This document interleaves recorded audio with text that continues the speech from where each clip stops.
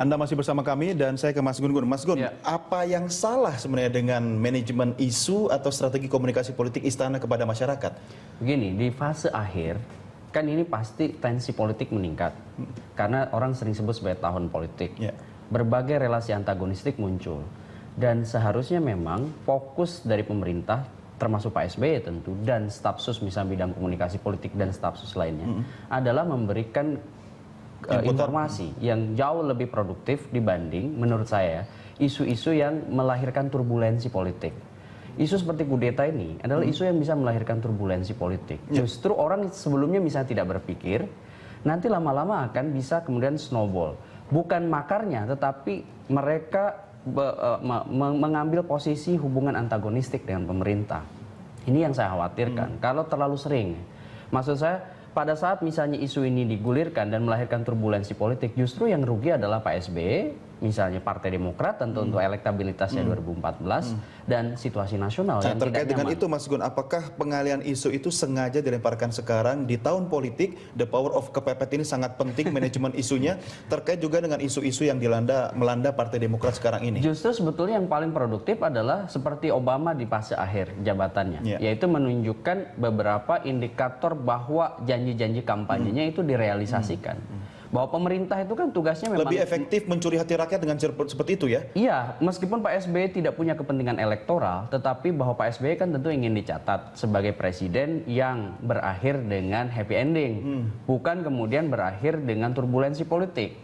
Ini kan kalau isu kudeta terus, besok lagi misalnya isu pertentangan antar partai, di internal partai maksud saya, terus bergulir, semuanya isu yang memasukkan Pak SBY dalam titik epicentrum isu dan isunya antagonistik. Itu menurut saya jauh lebih tidak produktif bagi produktivitas pemerintahan ke depan. Maksud saya 1,5 tahun terakhir ini kan fase landing dan landingnya tentu ingin berakhir dengan happy ending. Iya, saya jadi bertanya-tanya sebenarnya Pak Yani, bagaimana manajemen isu itu dikemas dari lingkungan istana sendiri? Ada Pak Daniel Sparingga, kemudian ada staf khusus seperti Anda dan teman-teman, sehingga bermuara kepada satu isu yang apapun isunya, bahwa ini layak untuk dilempar ke publik, baik sebagai test the water saja atau memang isu yang punya tujuan politik tertentu, Pak? Ya, jadi begini.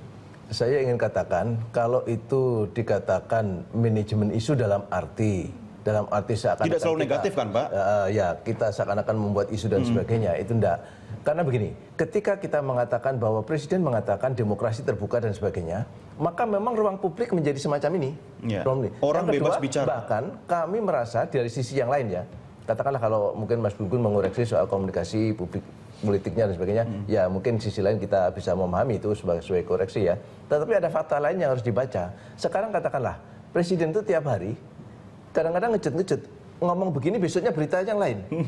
Kadang-kadang kita merasa ternyata di era semacam ini media salah nangkap atau gimana? Kita tidak mempunyai media yang cukup untuk juga menjadi bagian sehingga yang terjadi di publik, penerimaan tentang SBY, tentang pemerintah menjadi tidak utuh. Itu sih Pak, Presiden tidak mau punya media. Nah, mungkin makanya kalau 10 tahun lalu harusnya bangun media, kalau Pak. itu disalahkan saya juga bisa menerima. Makanya Mas, tetapi kalau tiba-tiba ujuk-ujuk mau berakhir membuat media, mungkin juga orang bertanya-tanya, wah Presiden mau perang lagi.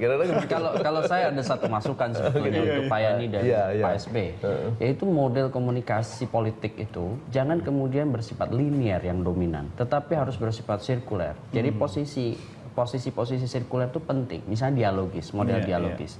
Dan ada institusionalisasi mereka yang menjadi juru bicara istana. Itu kan penting. sudah ada selama ini. Juru bicara di Indonesia itu tradisinya juru bicara presiden, bukan juru bicara yang sifatnya institusional. Seperti di Amerika itu juru bicara gedung putih, bukan juru bicara Obama. Ini kebijakan negara ya? Ya itu yang kemudian harus, saya pernah mengusulkan di satu forum resmi. Tapi mungkin yang saya jawab, mungkin karena waktunya habis. Kalau tidak selalu presiden melakukan linear. Pertemuan dengan tokoh-tokoh itu sebetulnya kan juga tidak sendirian kan, beberapa tokoh agama ada, kemudian kelompok-kelompok juga ada. Kemarin terakhir beberapa kali dengan Pemret. Forum Pemret ya. Forum Pemret beberapa kali. Itu saya kira juga tidak selalu linear kan.